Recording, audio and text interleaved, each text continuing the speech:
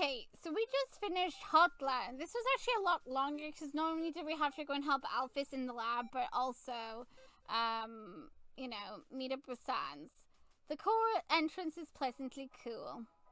Oh my, that's nice. It is neither too hot nor too cold. It's a pleasant temperature. Finally, we found something. When you enter the core city entrance through the double doors, it is so lovely that it brings an immediate smile to your face.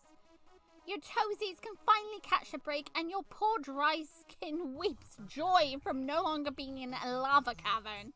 There is a glistening fountain at the entrance with some monsters mingling around it. The ground is paved with well-maintained purple brick road.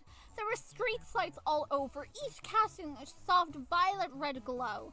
A glance up shows a tall, very tall ceiling that looks to be hanging houses. You can see monsters with wings flying up to the buildings. Some of them have feathered wings. Some have insect wings.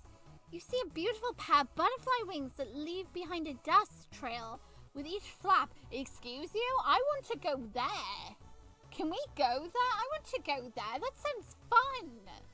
The first building you see is something with a sign that reads NTT Resort and Spa.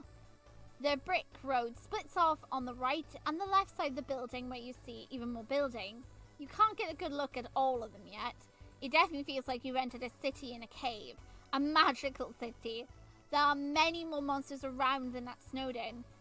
You see them coming and going down the path. Groups of them rotating in and out of MTT Resort and Spa. They remind you of people, regular people going about their days. Perhaps they're on their way to work, home, or to meet up with friends. For the first time since the start of your journey, there is no silence. You hear people, monsters talking, laughing, and swearing. You hear shouts, yells, screams, and everything in between. You see teenagers jostling and heckling one another. Regulatively. You want to say it's nice. You want to say it makes you happy. It almost does, but you've been here for long enough to know better. If you compare what you see to what you see in a human city, the difference is palpable. They laugh because they have to. Again, you think to yourself how frustrated it must be. There's no real wind here, and the air is stagnant. There's no sunlight, and the atmosphere is cold and disquiet. There's no freedom. Everyone and everything is restricted. The city is as charming as it is stifling. The air is stale, well-worn and used. The city is duly coloured, and an endless repeat of purple, red, and black. There are no vents, no what? No sewer systems. You doubt it rains here. It's a magical city filled with powerful monsters who breathe wonders and magic. It is a sad city filled with trapped people who have not seen a sunrise in centuries. You were told this world was kill or be killed. You don't believe that's necessary. The barrier stays by their own design. They can choose to be free, but are they aware they have that choice? Human. Two monsters in black and red armor approach you. They are tall, muscular, and imposing. Their armor is styled like knights of old. They each carry a trident. They conclude that they are from the Royal Guards, as their outfits do remind you of Papyrus and Dye. The first one approaches you and says, "You, are Twinkle." You confirm you are, and you introduce yourself. "We were ordered to keep an eye on you," explained the other guard, "and Dye and Papyrus have said to not kill you, unless you, act aggressively." Oh my god, and Dye told them as well. Awesome!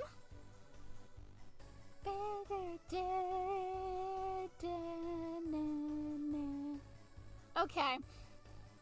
You reassure them that you have no intention of doing that. They give you a thumbs up. You beam and turn the gesture. "What the fuck?" says a shrill voice. You and the two guardsmen are approached by a group of monsters, ranging from a cat-like monster to a mini volcano monster and several bat-like monsters. The cat monster growls, "You're letting a human go? What if it attacks us?" "Humanity is our enemy," agrees the volcano monster. "We can't trust it. Arrest it at least." Tut tut. Oh my god, is it Mettaton? Tut tut, what do we have here? Is it It's Mettaton. We got Mettaton! Bam bam bam bam bam bam bam bam bam bam bam bam bam it down again. There is no other way to turn down the volume of this. All the monsters turn to the new voice.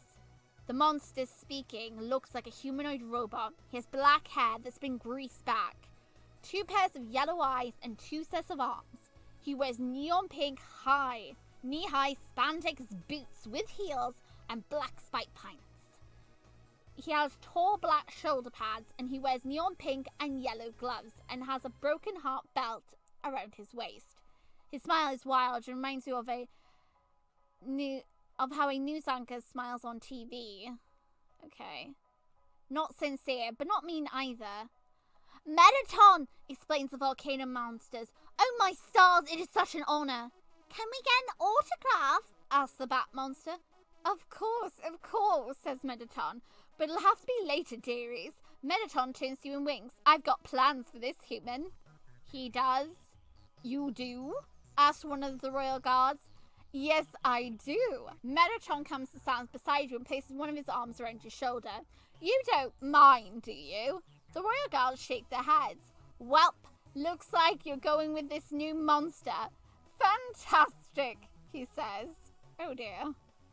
Mettaton guides you to a tall building with a bright pink neon sign that reads MTT. They are framed pictures of Mettaton either...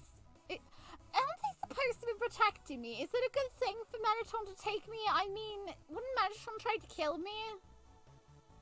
If I die, I'm blaming it on the guards. They're supposed to watch me. There are framed pictures of Mettaton on each signpost, and even a statue of his likeness is built next to another statue of a square robot with 4 arms. You are whisked inside. The air chiller than outside. It's also much brighter. You become accustomed to the comfortable dim street lights, so the bright white lights inside momentarily blind you. You blink several times to help your violet eyes adjust. Mettaton doesn't wait for you to adjust. He continues to usher you inside with a loud, "Mind the step, darling." You reflexively look down to try and spot the step. You trip over it, but manage to save yourself from the complete falling over. Where exactly has Mettaton taken you? Mettaton clears his throat. Try not to die on camera, darling. Camera? To your surprise, it looks like you walked into a set, specifically a talk show.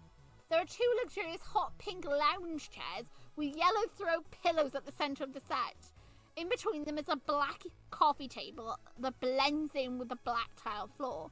Behind the chair is a huge monitor that currently shows a silhouette of Mettaton, and across him reads, "Talking with Mettaton."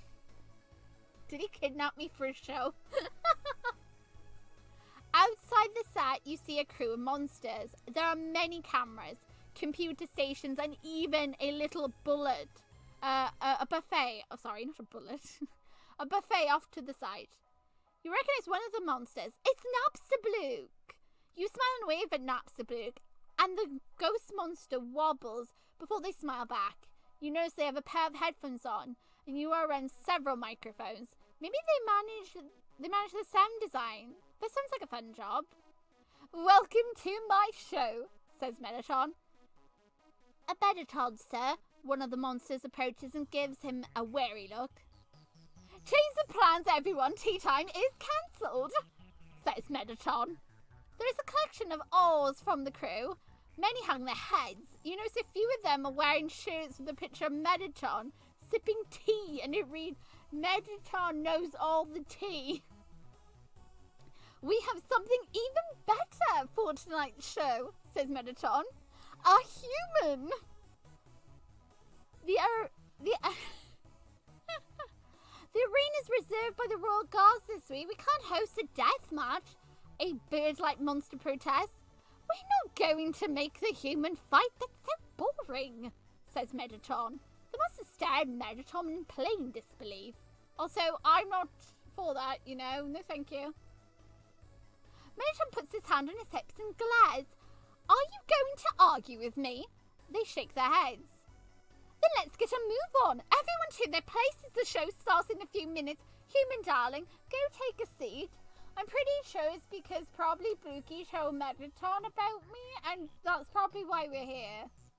It's probably going to come out now. I'm guessing it probably was Blukey.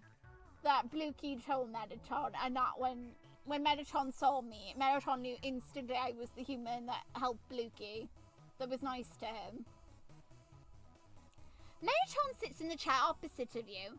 He crosses his legs and says, "You must be dying to know why someone so famous has brought you here today. You would like to know what's going on? It's simple." He says, "I want to ask you questions.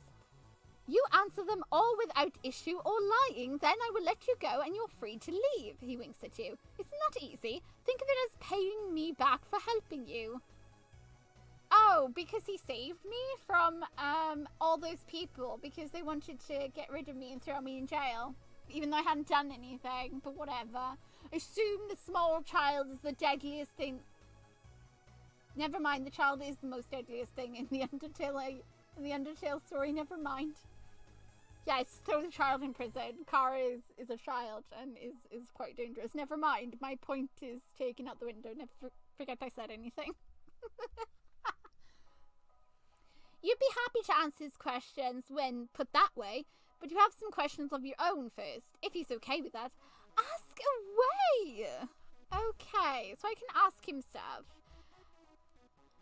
Let's see, you'd like a formal introduction. Who exactly is Mettaton? Who am I? I am the brightest star in Underfell, says Mettaton. What is tea time and why was everyone so disappointed? Tea time is my most popular segment on my show, Mettaton explains. I invade all the gossip found throughout the week. Nearly everyone's in Underfell tunes in. Gossip? You know, things like to steer the pot, he says. Not much else happens down here. It's been years since the last human blew through here. What else can we do with our time outside work? I find something interesting is either escalates into a Dramageddon or it turns into a fun little story everyone talks about for weeks. Dramageddon? Mettaton's expression lifts, his whole posture shifts into perky cheer. Yes, oh, it's such a delight, darling. The last one that ended in a feud between two families, they're still fighting. The royal guards had to interfere several times to keep them from dusting each other. Mettaton shrugs. Not that it stopped the first one. Dusting? Dying, he says flatly. His expression is still. His smile and nonchalant continues. It is a kill or be killed world here. King Asgore only wants the strongest to survive and populate. The royal guards do what they can to protect, but if a monster dies in the spat of that protection, then they're not worth the food. Mettaton glances away from you. Your heart clenches at that. That's terrible. His outright appearance and body language conveys apathy, but you don't think that's the case. Your soul quivers from his words. You don't need to die by his hands to hear his true thoughts. He doesn't want anyone to die. You reach out a hand and place it atop of one of his in a comforting manner. You tell him you're sorry to hear that and you hope that it doesn't happen again. Mettaton stares at your hands for several minutes, blandly surprised. He forces a smile and pats your hand. That's sweet of you to say, darling. It should go without saying, all life is precious. Okay. What is this show? This, Mettaton explains with all four of his hands raised. It's my show, Talking with Mettaton. It's the #1 talk show in all of Underfell. Mostly because it's the only one. The only one? What other shows are there? Mettaton rolls his eyes. British ones. There's a tournament hosted by the Royal Guards every year to rank the strongest. In between that, there are fighting shows for the civilians to join in. A lot of them. They're basically clones of one another, but with a few differences like handicaps used or timers in place. The most popular one right now has monsters fighting over the lava pit. There are some dramas. The biggest one airing is about the mafia and the gang fights. I also host a delightful cooking show with Miss Muffet, and I do music competitions. All of my shows do the best in the ratings, by the way. Listening to Mettaton, it seems like his shows are the only non-violent ones. Excluding instigating drama and catching, of course. Yes, he says. He must be a pacifist like you. His smile shrinks. I'm sorry to say my hands aren't squeaky clean. The last human who came through here flipped my throat. Oh. Well, anyone can change. Maybe he can be a pacifist now. He seems surprised by your reasoning. You really think that?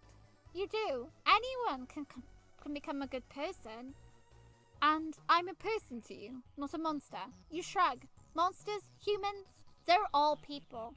He smiles at you. Aw, I really like Mettaton. Does he really not intend to attack you? Mettaton's face crunches up in obvious distaste. Violence is easy to find here. I want to offer the people something different, so no, as long as you play nice, so will I. You will definitely play nice. Nice is something you're good at. I've noticed, he said with an odd smile. Okay, you have no questions. Good, then let's begin. Everyone ready? His crew echoes back with a yes. 3, 2, 1, me! I love that he says me.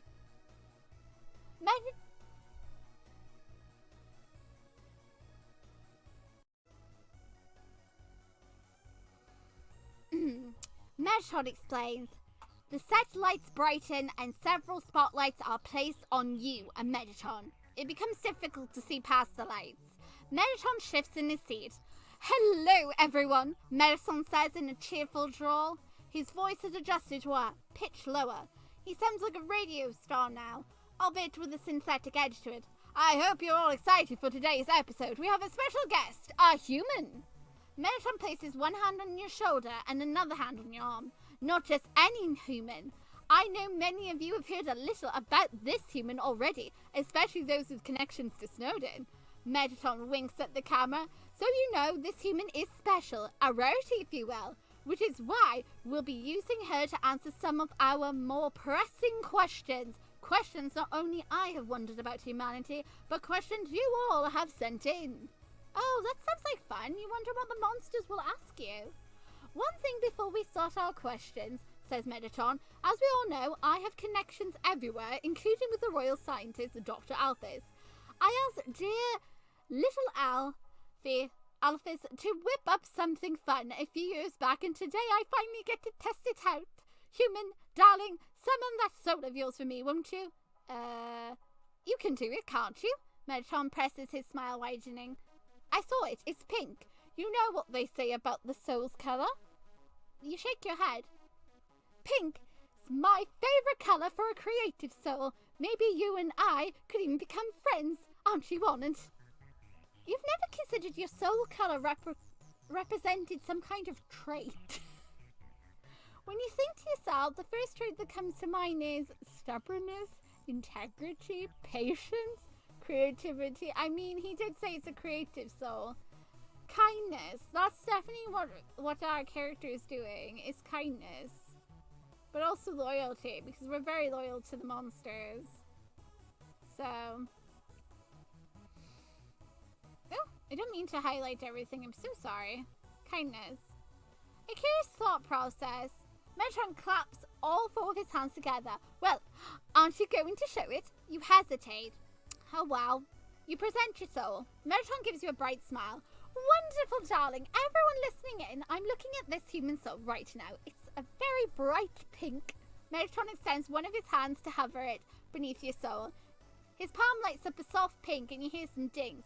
Now, what's your name? You tell him your name. Right, Twinkle. I want you to tell me a lie. Any lie. You tell him that the sky is green.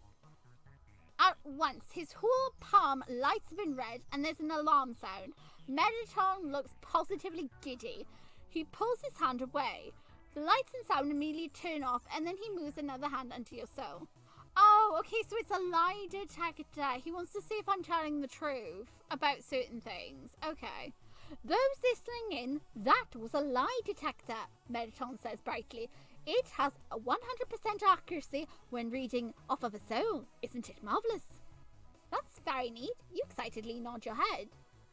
My, aren't you precious, says Mettaton. Now that we have our little demonstration, let's move on, Twinkledog. How long have you been in Underfell? You explained you fell down earlier that day.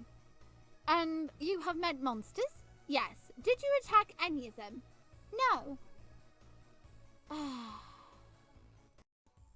Let's see. Mettaton's smile is so wide it looks unnatural. Yes, that's the kicker. Viewers, we have ourselves a human whose face, papyrus and eye lived and did not fight back. This human, according to our videos, has not attacked once. Videos? Yes, darling, he says. Alphys has security cameras all over Underfell and I have access to most of them. Your journey has been recorded and I'm currently playing over some of my favourite parts for those listening on the radio instead of watching. I highly encourage you to head to our web page. Here, I posted a few highlights. Was your journey that interesting? And oh, thank goodness I didn't do anything bad. Because imagine how they'd react if I did. Oh, God. Interesting, he repeats with a little laugh. You're the only human who has survived without hostility. In a kill or be killed world, your pacifism is fascinating. That's why I wanted you here. I want to understand. He nods to the camera, and I want them to understand. You realize what this can mean. The opportunity. You sit up straight, and you plainly say that it does not have to be a kill or be killed world.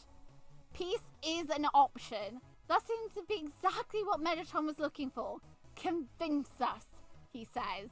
You take a deep breath and then you tell them about the Great War. You tell them about the build-up to the Great War. Humanity turned against one another since the monster kingdoms were sealed. You recite your history lesson with ease because they are lessons you can never forget. You tell them about the Great War. You tell them how it nearly brought humanity to extinction. You tell them how it has permanently changed humanity as a whole. You tell them about the peace between the countries. You tell them how much it's treasured. You talk about the festivals, the celebrations, and the joint exercises between governments. You say that the mistake made cannot be repeated. Humanity has learned its lesson. Mettaton listens with rampant attention.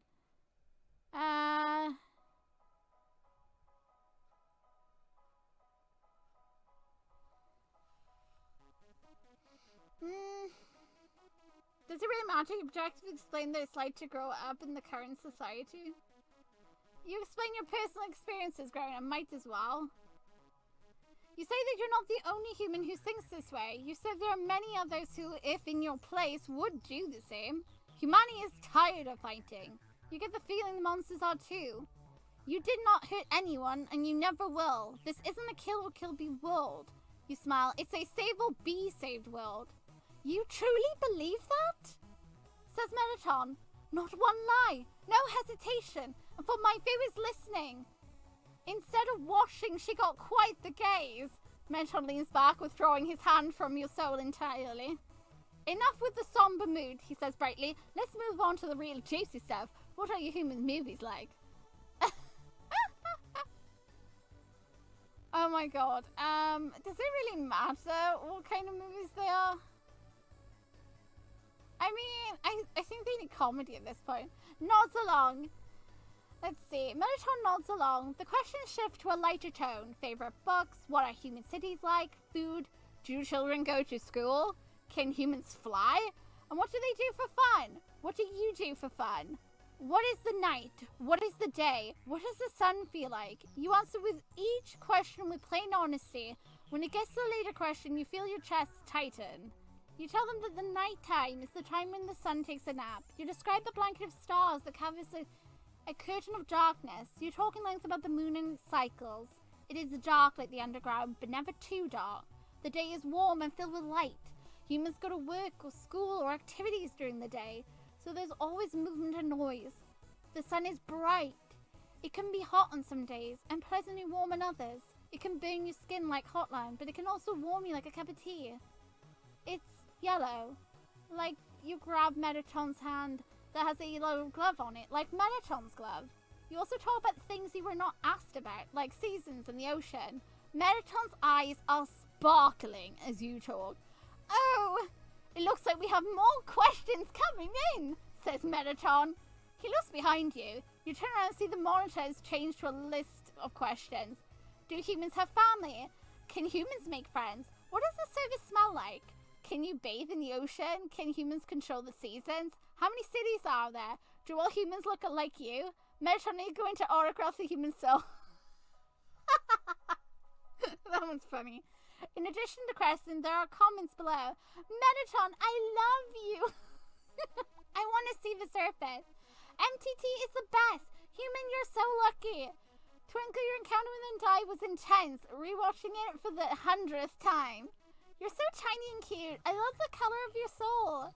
I can't believe someone like you survived this far. Oh my goodness, that's so cute. I love how positive they all are. Mom says hi.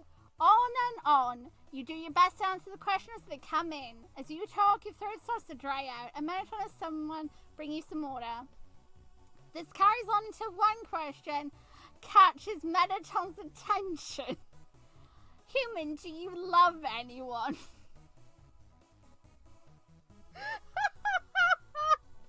Of course Mettaton would gravitate to that one. Why wouldn't he? Oh my god, do I have to answer that? Mettaton leans towards... Oh no. Tell me, darling, is anyone in Underfell that has caught your attention? You immediately think about Sans. You can't resist smiling at the thought of him. Oh, that looks like a yes. Glad to share. You, shyly say Sans. Mettaton's eyes widen. Sans, as in the annoying, stinky skeleton with a temper as short as he is. That's extremely not nice. It is extremely true, Mettaton says uncaringly. He immediately puts his hand back under your soul to check if you are lying. You repeat yourself, so he knows you aren't. Mettaton is aghast. Really? Him? You immediately start to defend Sans, but Mettaton cuts you off with a wave of his hand. They say love is blind. In your case, they're right. You say he's very funny. He tells knock-knock jokes, Mettaton says flatly, an indubious note in his voice, as if he cannot believe anyone would find knock-knock jokes funny. You insinuate that he is funny. You like his jokes.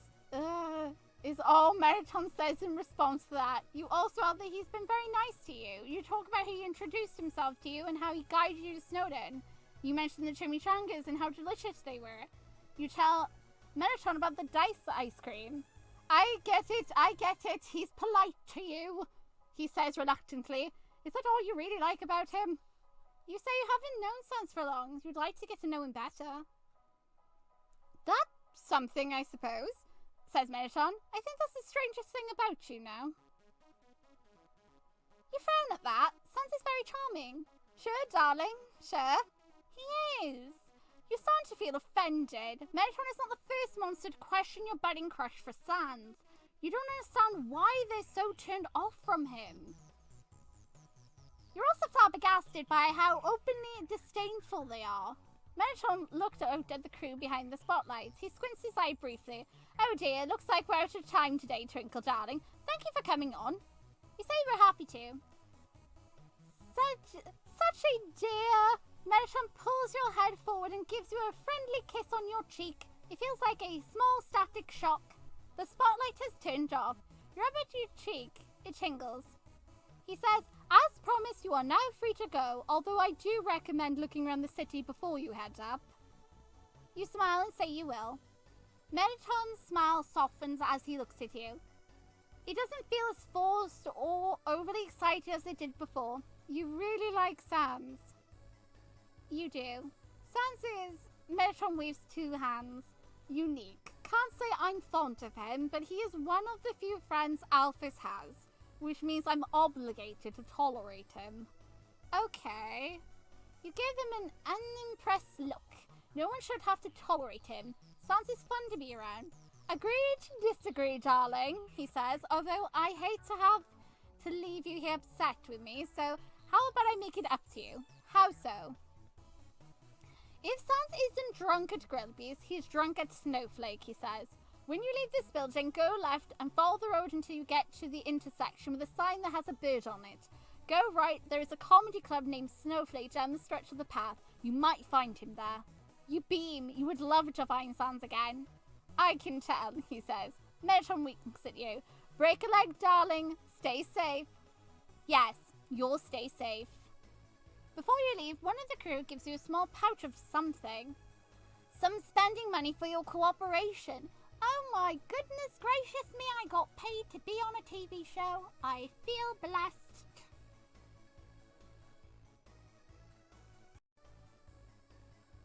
Okay, so let's do this. That's sweet of them. You heartily thank them before you leave. Once outside, your eyes need a few seconds to readjust to the dim lights. You're now free to explore the city. Where do you want to go? Straight to Snowflake to try and find Sans. I don't think Sans is going to be in there. I really don't. I think he's going to probably be somewhere else. Like, Judgment Doll. Waiting to murder me. Probably, no my luck. The Snowflake is a white and blue themed comedy club. Ooh! The lighting is dimmed in the dining room.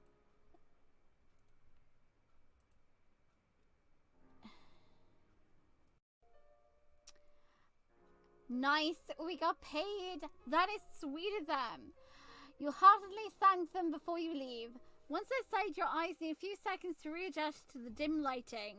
You're now free to explore the city. Where'd you go? Straight to Snowflake to try and find Sans. I don't think he's going to be there. I really don't. The Snowflake is a white and blue themed comedy club. The lighting is dimmed in the dining area. It is a crowded club. The bar is full and there's only a couple of empty tables. You clutch at the small bag of money you have as you look around. You don't see Sans. Maybe he'll stop by later. Besides, while the chimichangas were delicious, you'd love to try some authentic monster food. A waitress comes by and helps you get seated.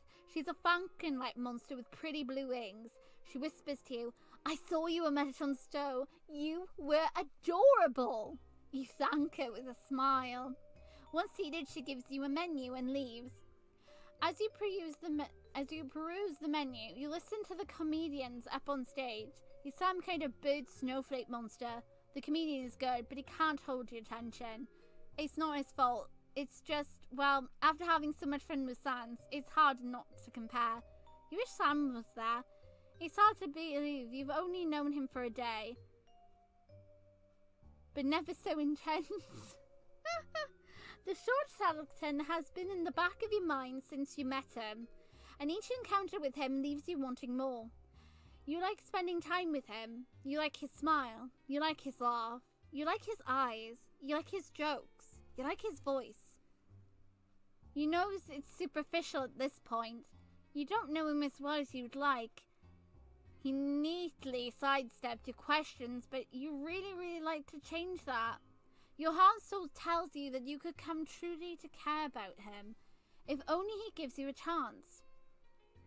You think he likes you. You hope he likes you. What a lovely smile you have, says a soft voice. You look up to see Red, a cat-like monster in a waiter uniform. The monster smiles at you. You look like a woman in love. Little do you know how true that is, apparently. Butterflies swarming your stomach and you realize you've been smiling the entire time. Here you are, the waiter says as he places a violet drink on the table. Courtesies of one of the gentlemen, he said. It was for his sweetheart. Wait, Sans? Did Sans get me a freaking drink?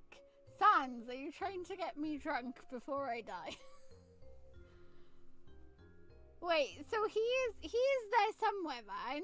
Courtesy of one of the gentlemen, he said it was for his sweetheart. Yeah, so Sans is there. He's just over there somewhere. You blush and quickly look around, hoping to spot him. You don't see him anywhere. You frown and look back to your drink. You ask the waiter what it is like. It's called the... Oh my god, he is going to kill me! That's not fair! Oh, come on! It's called the final Sans, how dare you? You are so cruel. Oh my god.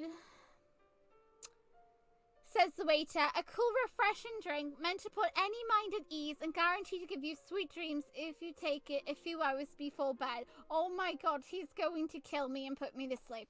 Oh my goodness gracious me. Oh, you give it a sip. It's delightful and you can feel the magic inside. Perhaps it's enchanted to give sweet dreams. Although you don't plan on sleeping anytime soon, maybe Sans picked it out because he likes it? As the waiter leaves, you take the time to enjoy your drink. The comedian can't make you laugh, but thinking of Sans is all you need to keep the smile on your face. You decide to take a walk around the city once you are done. Oh, bloomin' heck. I don't like that. It's hinting he was sad when he left, and now the drink is called the final hour. I really feel like I'm heading straight for Judgment Hall. Oh, man. Okay. Brace yourself, kids. The city has grown darker. There are less people out than before. The street lights are dimming than when you first entered. It occurred to you that you don't know the time. Perhaps it is evening now. You don't know how long you've been down there. And with your phone dead, you have no clock. You walk aimlessly through the streets. The city is larger than you expected, but nowhere near the size of some human cities. The handful of monsters you do see all take note of you. None approach you. However, you are pleasantly surprised that a few offer you a polite nod or even cautious smiles. Maybe your time on Mettaton show helped. It did seem like a lot of monsters were commenting. Some of them comments flew by too quickly for you to read them all. You hope it did help. If monsters aren't opposed to peace with humanity, then perhaps they'd be willing to let the barrier down and rejoin with the surface. You are so certain they would be welcomed. Actually, considering the magic crisis, you have a good feeling they'd be zealously hailed as heroes. Humanity would throw them a parade. Biscuits! Humanity would probably make they're rejoining a holiday. That'd be nice. You'd love to get another day off in the year. You slow down as you walk. You're nearing the end of your journey. Is there anything you're forgetting? You want to help the entity. You decide to check up on them again. Oh, are we going to revisit Gaster? Oh, bloomin' heck. Okay. Alright, folks, calm down. Hold on to your butts. We're going in. You need to find a spot out of the way. You know you're going into the void. Tires you out. You move off of the main road and lean against the side of one of the buildings. You take a deep breath and steady your heart. You put your hands in your pocket. You can feel the paper you have taken earlier. That's right, you took this paper. You pull it out and look at it. I really have no clue what this says. The more you stare at it, the more you feel like you know these symbols. Why do you know these symbols? Probably because your new friend in the void talks like that. You think carefully. These are not symbols you've seen on the surface. You are very certain of that. They do not look like any of the dead human language, nor is there any similarity to the current written language. Did you see these in the ruins? But no, you couldn't read the symbols in the ruins. These you should be able to read, but at least you think you should be able to read them. Why? You squint your eyes, then it occurs to you. The entity. The symbols, they look like how the entity talks in your head. If that static language had a written one, you're positive that this is it. Does this belong to the entity? Let's find out. You close your eyes and let yourself slip into the void. Hands are on you right away. My goodness gracious me. The handsy thing? You really need to talk about the handsy thing, Gaster. Come on. Unless maybe Gaster's reasons for putting the hands on me is to make sure, like, our character doesn't slip further into the void. Maybe by holding on, it's making sure that we are there and that we don't go anywhere so that they can also talk to you properly if they're touching you. I don't know. Maybe we can't hear him unless he's holding on.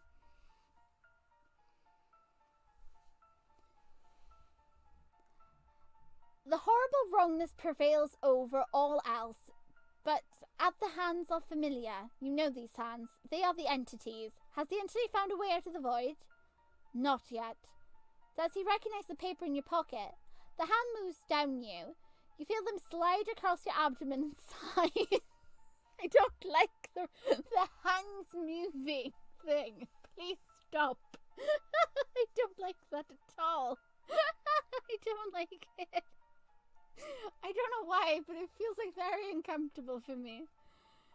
It's like sliding across your abdomen and sides, like looking for your pockets when you're like, yeah, it's in my pocket. They rummage through your sweater pocket. There's a long pause. Yes!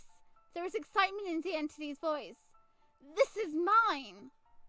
I remember now. I know who I am. I am Wingerding's Gaster. That's wonderful. Does this mean he knows how to escape? Okay. Maybe I'll be able to think it over. All around good news. You're relieved to leave the void, both because it's a horrible place you hate and because Wingerdings might be able to escape. Ah, biscuit, you want to throw up. You brace yourself against your knees and take many deep breaths. You really hate that place. You start to wander around the city. You want to walk off the feeling of being in the void.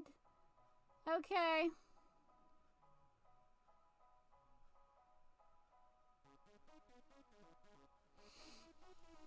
You walk down the path and wonder what else this journey has in store for you. The city noises has lulled to a quiet buzzing. Ebott City is never this quiet, so it feels unnatural to you. Then again, you aren't surprised anymore. Underfell is a silent place. Although it is a kingdom filled with monsters, it seems to avoid noise like you inhale your favourite food after a long day. You close your eyes. Doesn't that sound nice? You certainly wouldn't complain if someone handed you, I don't know, food. I don't know. I don't think it really matters. I don't necessarily have to put something in here. The thought of it makes your mouth water. You swallow. You go into your pocket and pull out your phone to check the time. Your phone is still dead. You're not sure why you did that when you knew your phone was dead.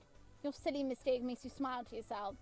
Your trip to the mountain has been in the morning. It must be evening by now. Have you really been down here that long, or are the monsters on a different time cycle? You raise your hand up and run your fingers through your hair. Just to save myself the mentality of all this, you reflexively go to fix your long, white, loosely curled hair. You know your journey through Underfell hasn't been kind to it, and you can feel that it has dried out. You catch a reflection in one of the store windows. You turn to face and adjust yourself. While your injuries are healed, your sweater and pair of leggings are thoroughly ripped up. The state of your clothes speaks volumes about what you've gone through already. On the surface, any other human who saw you would panic. You can easily imagine the look of horror and worry of your peers. This is simply who they are. The humans you know are kind. You know some of the older ones, the ones who were alive in the Great War, can be gruff, but never malicious. You hesitate to call your world a utopia. There is still a crime, but it's much closer to that word than it was a century ago. You're like all humans are taught to be empathetic and sympathetic to others. When you see someone in need, it is common sense to help them. This is instilled in early education and remains prevalent throughout high school. Once a human graduates high school, a legal requirement, then they are given the option to work or go to a university. All higher education is paid for by the government, and students receive a monthly stipend to take care of the necessity while attending.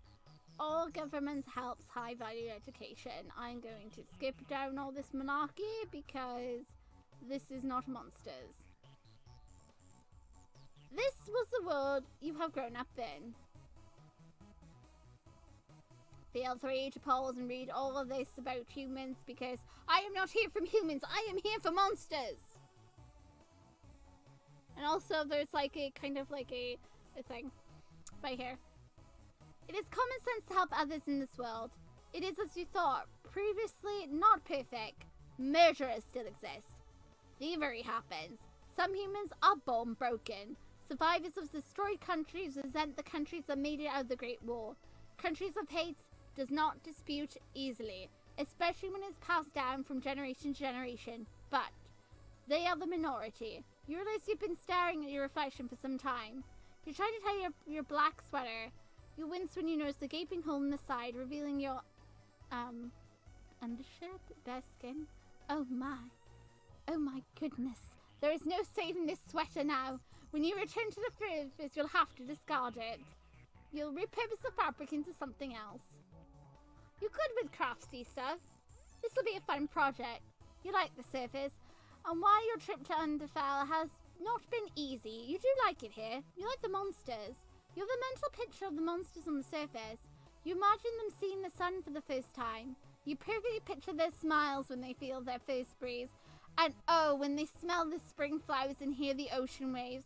The thought warms you from the inside out. You feel a tenderness inside of you that cannot be squashed. You want to make that vision a reality. You will make it reality.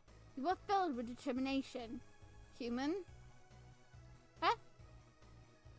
Oh god, it's Undai. Oh, hi Undai. How are you doing? Good to see you. You're startled by the familiar voice. You turn around and spot Undai exiting a building. She is carrying a red sack. You smile and greet Undai. Yeah, she says Undai. She walks to you. Her only visible eye narrowed. She looks up you up and down. You got healed. Yes, you did. That's good, she says. She shifts her badge at the hand. You notice it is partially filled with food. I heard you're on MTT. You perk up. They played at all the stores here when it airs, she gruffly explained. You really believe all that? You definitely do. You sincerely believe that monsters and humans could find peace together. And I briefly smiles at that. Hey, I don't know. You talk a big game, human. You're confident it can be backed up. I'm a warrior. I don't trust in words. I trust in actions, she says. Show me you mean it. How? She taps her chest and raises her chin. One punch. You stare at her into disbelief. She wants you to hit her. Yeah, one punch. You give her a quick punch like you would to a friend in the arm. What the hell was that? She asks while laughing. You call that a punch? The kids down here heard a lot more. You smile sheepishly. I figured you'd do something like that, she says, considering how her encounter went and all. She grins. I know you've got a good heart. You risked your life for one of our kids. Someone with your kind of heart just doesn't have what it takes to hurt someone. You smile, stretches into a grin. You hope that means the two of you could become friends now. Ha! And I barks out of laughter. You've got guts, human. She rolls her shoulders. I'm Undai, Captain of the Royal Guards. You introduce yourself. Good to meet you, Twinkle. There, we're officially acquainted. As for friends, you'll have to survive a lot longer than Underfell for that title. You'll do your best. If you don't mind me asking, did you get healed? Asked Undai. You start to recount what happened in the hotland. What error? Undai immediately tenses when you explain when you saw the monitor in the lab. She pulls out a rectangular device from her front pants pocket. She flips it open with one hand and you realize it's a flip phone. You hadn't seen the monster version of a phone before. You take a step forward, curious to get a better look. There are many similarities to an old model of a phone, although it has more buttons and the screen is smaller. Undai clicks through her messages using the arrow buttons below the screen, so it's not a touch phone like yours, and sucks her teeth. I don't see any messages, she mumbles. Was she expecting a message? Well, you saw the lab, she asks. At your nod, she continues. You know she works alone. If there's any incident in the lab, a notification should be pushed through for all the royal guards. Oh. The fact there was no notification was sent out, that means if you had left the lab, there was a good chance no one would have found Dr. Alphys. And Jai shuts her phone with a snap. She okay? You confirm she is. You left Flowey with her. Right. She puts her phone back in her pocket and scratches at her red hair. Give me the rundown of what happened at the lab. You do. You're reminded about the paper you took. Maybe Undai can read it. She can't read that. There's no way in hell she can read that. The only one that can is Sans. You pull out the paper from your pocket. Whoa, that's Dr. Gaster's coat, she says. I haven't seen that in a long time. Did she know winging?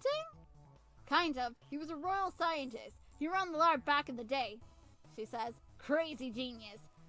Emphasis on the crazy. You think of your own encounter with Wingedings. He didn't strike you as crazy. Then again, how did he end up in the void? You're lucky you never met him. He'd have used you as a test subject in a heartbeat. Alpha said he is always obsessed with testing souls, she says. Your smile becomes a little forced. You asked her if she can read the paper. Not me, she says. Papyrus of Sands could probably do, since Wingy is their brother. Eh? Drat! You laminate the flat the hand thought as Sands when you saw him earlier. Oh, so he's the brother? Okay, that's something then. We've got brother-in-laws, more than one. Well then, excusez-moi. Need to make sure I fix that then, don't I? Okay. You, were with him earlier, she asked. You confirmed that you were. It was wonderful. She stares at you with a smile for several seconds. You really like him. And I ask quietly, do you know how charming he is? Yes. She gives you a look that can't be called pity. Kid, you got a good heart. Don't give it to him, she says. That's a tragedy waiting to happen. Oh God. And I hesitate. He might seem friendly, but he isn't, especially humans. You should probably do your best to avoid him. You point out that the others could have said the same about Ndai. I'm a warrior first, guard second, monster third, she said. He's a judge first, second, and third. Judge? She shakes her head. She reaches forward and gives you a shoulder pat. I should check him analysis. Take care, Twinkle, and remember to stay away from that skeleton if you want to live.